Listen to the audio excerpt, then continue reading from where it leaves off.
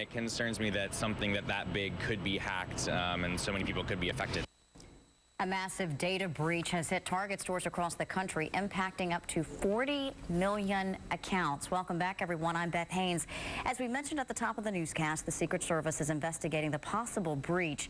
Customers who use their credit or debit cards at a Target store between Black Friday and December 15th could be at risk.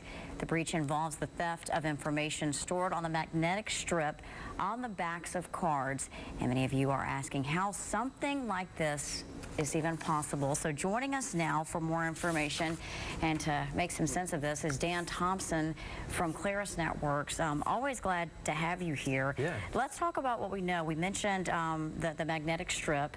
That's right. Information there may have been compromised. What is stored on that magnetic strip? What information of ours? So the magnetic strip, they refer to it as track data. And what is in track data is the cardholder's name, so the name that appears on the card, the credit card number, the expiration date, the verification code on the back, and that's really it. So what we know is with that data, though, you could make another card and then go swipe it, or you could use that card number online to make purchases.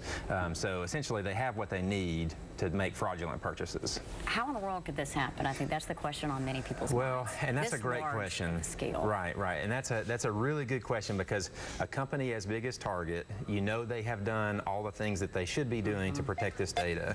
What it looks like has happened, and this is all speculative at this point because neither Target nor the Secret Service nor anybody else is really talking, but just from what they've told us, it appears that someone has been able to intercept the credit card data either between the terminal on the desks at the individual point-of-sale systems, or they've intercepted it leaving the individual stores going to the credit card processing company. So somehow or another, they've been able to intercept that data at those two critical points, and that's really, at this point, that's as far as we believe that it has gone. It's an extremely technical endeavor to do something like that. Again, assuming that, and I kind of think we kind of have to, that Target has taken all the steps that they need to. A company that big is watched very, very closely. So what's the intent of this hacking with, what, 40 million? Yeah. So 40 million. And again, speculative here. Right. Yeah, I mean, this is no amateur job, obviously. With 40 million cards potentially on the table here, I mean, this is a state-sponsored something or other, or this is a very well-organized hacking group that's done this.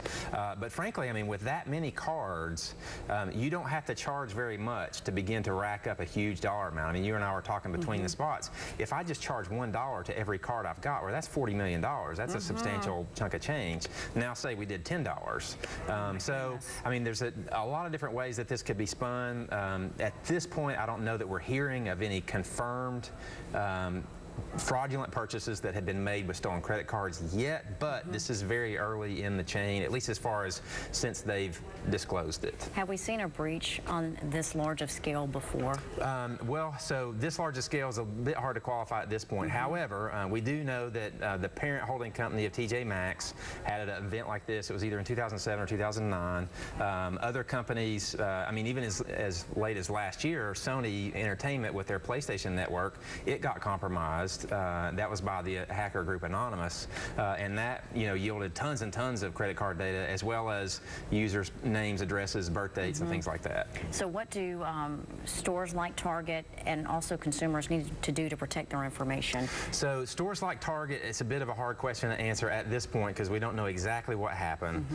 As far as users, though, that's the easy question. So very first thing you should do is if you've made purchases at a Target location, and again, this was not Target.com, only a Target physical store, we need to be watching our credit card statements. So if you see anything that looks weird, even if it's $2, we need to be keeping track of that. The next thing we need to do is just keep an eye on our credit.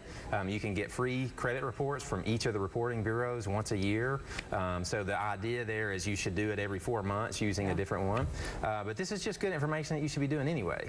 Probably will get away with it? Too hard to track? Well, so I was reading something today. It was like something like 5% of incidents on this scale actually yield an arrest and people in jail. So it doesn't look like that it's too positive that they'll actually catch who did it, but who knows? Yeah, so watch your statements and check your credit. Thanks so much for coming on. Thank you.